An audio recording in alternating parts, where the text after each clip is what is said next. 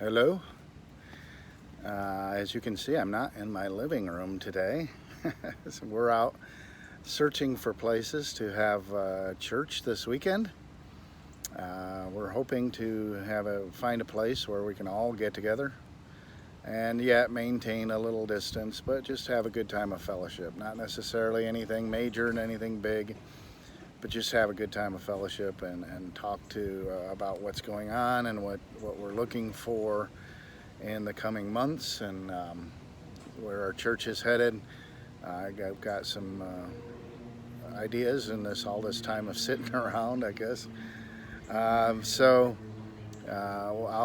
post that as soon as we come up with something. But right now we're at the boat ramp at Fort Hamer.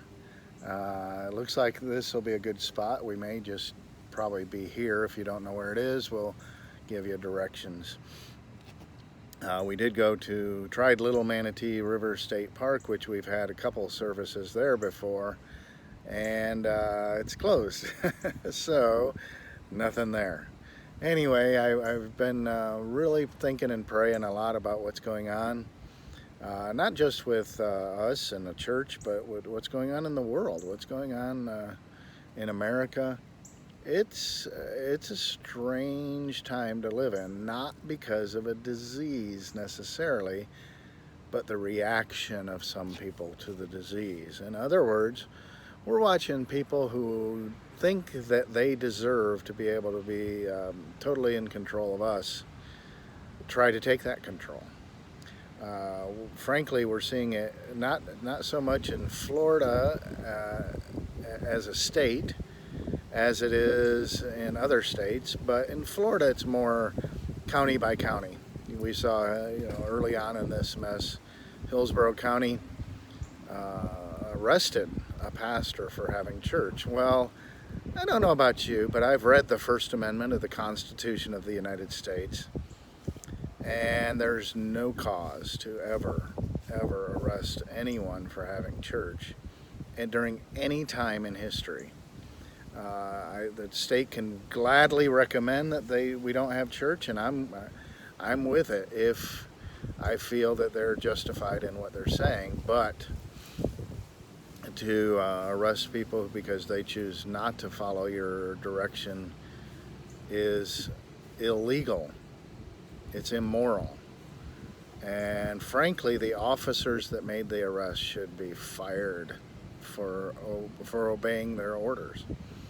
Because before they got that order, they took an oath to uphold the Constitution of the United States and to defend it. But I'm going off. I'm going off on a tangent now. I'll save that tangent for Sunday or for our weekend. Like I said, I don't think it'll be Sunday. It might be Saturday evening or maybe even Friday. And if you can't make it, we'll record it so that you can. You don't have to feel left out. Obviously, if you're not feeling well, stay home. If you're in you have a condition that would leave you vulnerable to COVID-19, please stay home. I don't think you're in violation of any biblical command.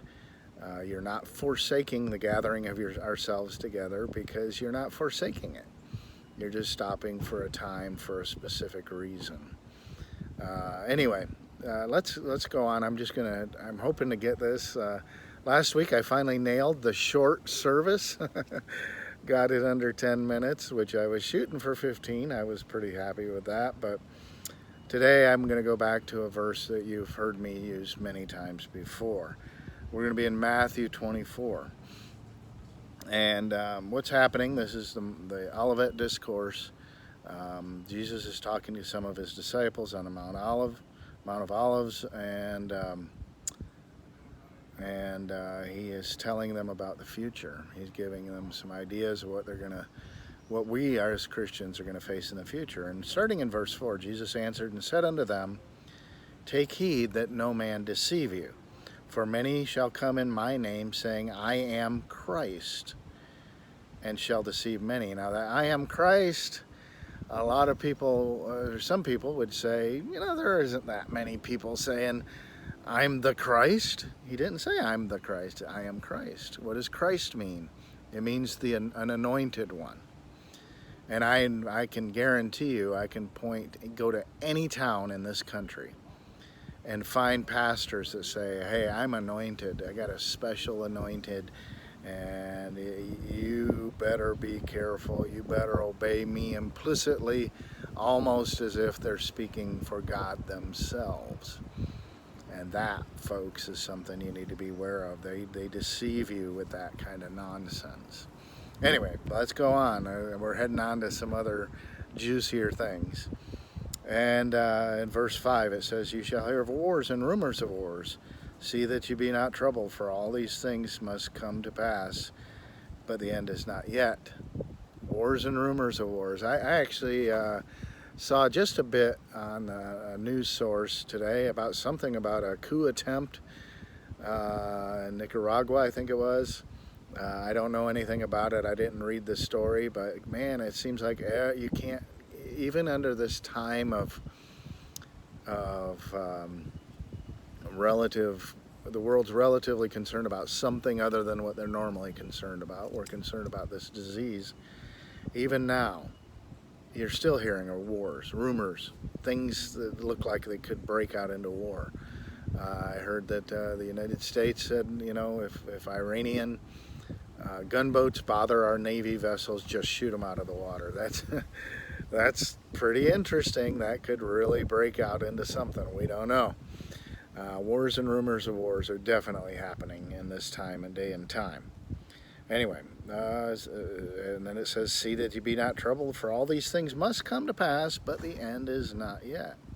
For nation shall rise up against nation, and kingdom against kingdom, and there shall be famines and pestilences and earthquakes in diverse places. Now that's interesting. Famines. We in America, our problem isn't starvation, it's obesity. There's very few of us in America that couldn't lose a few pounds. I'm me included. Certainly, we could all stand to lose a few pounds. And so, for an American, it's hard to think of food shortages.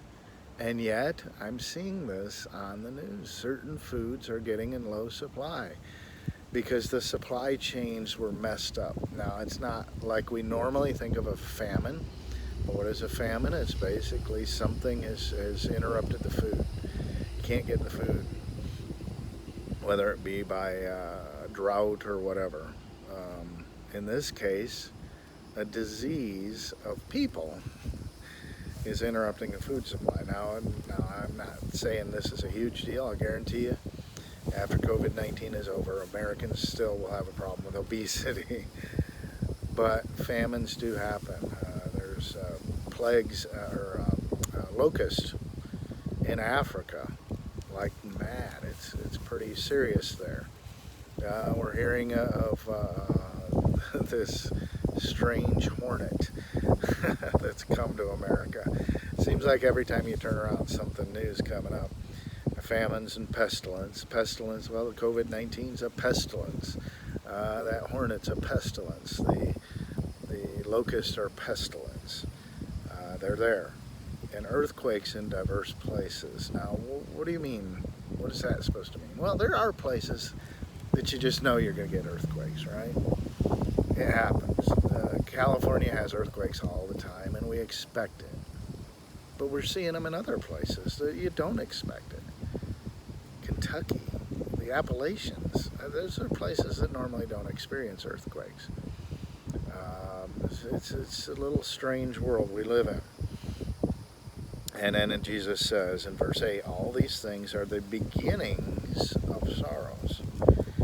In verse 9, then shall they deliver you up to be afflicted, and shall kill you, and ye shall be hated of all nations for my name's sake. Here's the one I'm headed towards. Now, I'm not going to get too deeply into this. We'll deal with this basic subject a little more this weekend. But in America, we've not seen much persecution. All our persecution has been pretty low-key. But this COVID-19 has brought out the anti-Christian in our politicians. Not all of them. I found it interesting in our state, after the man from the pastor from Hillsborough County got arrested, the governors put churches on the list of essential services, and he's correct. But it doesn't matter if it's on the list; it's in the Constitution. You can't violate that. But they're violating it anyway. I've heard of churches in the Bible Belt where police put boards with nails in them across the entryway, so people would get flat tires if they tried to go into a drive-in service, folks. This is nuts. The tyrants are coming out of the woodwork in this. Tyranny is on full display in America. It's a frightening thing to look at, unless you understand who's in ultimate control of this thing. As a Christian, we should be looking at the Bible and saying, look, Jesus knew this was going to happen. I'm not worried about it. But from a purely secular perspective, this is a worrisome thing. And then it says in verse 10, and then shall many be offended and shall betray one another and shall hate one another. And I'm going to stop at that verse, but I just want you to know, in this section, it's talking about betraying one another. And that has become an art form in America today. The mayor of New York City got on television and said, I want you to turn in your neighbors if you see them not following the rules, the unconstitutional rules I'm setting forth. He didn't say the word unconstitutional. I'm adding that in. But he was telling people to spy on each other and betray each other. I was listening to one speaker mention the number of churches that have been turned in by the people around them. They're being betrayed by their neighbors. Betrayal is very interesting in this event. There was no reason to call the police about people getting too close to each other. Let them be. It's not killing you. Everything's fine.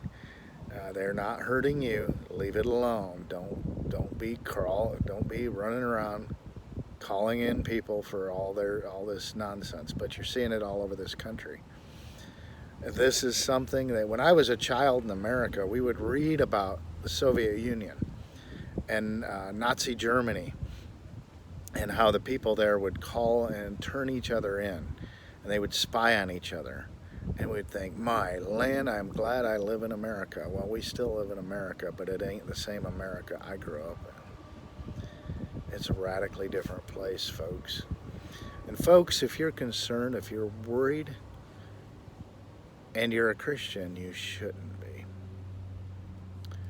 If you're concerned and you're worried and you're not a Christian, you should be. Because our world is getting ready to change. It might be next month. It might be a decade or two from now. But it's getting ready to change. It's going to be a serious change. Everything's in place for persecution to really ramp up. It's a frightening thing if you don't know Christ. So today, my message to you is, if you know Christ, have faith. Everything's going to be fine as far as we're concerned. Yeah, might we face persecution? Certainly. But God's in control. He's got it under control. And 1,000,000 years from now, we'll look back and go, I don't even know what we were thinking to be frightened the way we might have been. But if you're not saved, you need to be scared. Not of COVID-19. And not even of the persecution to come, because they won't be persecuting you. But of an eternity spent without Jesus Christ, burning in torment forever in hell. The good news is, though, that Jesus came to this earth, became a man, lived a perfect and sinless life, and then died on the cross to pay that penalty for you. And all you have to do is trust him. Turn from your wicked ways.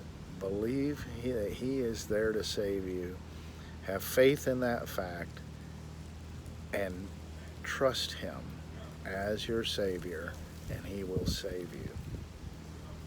So, I thank you all for listening.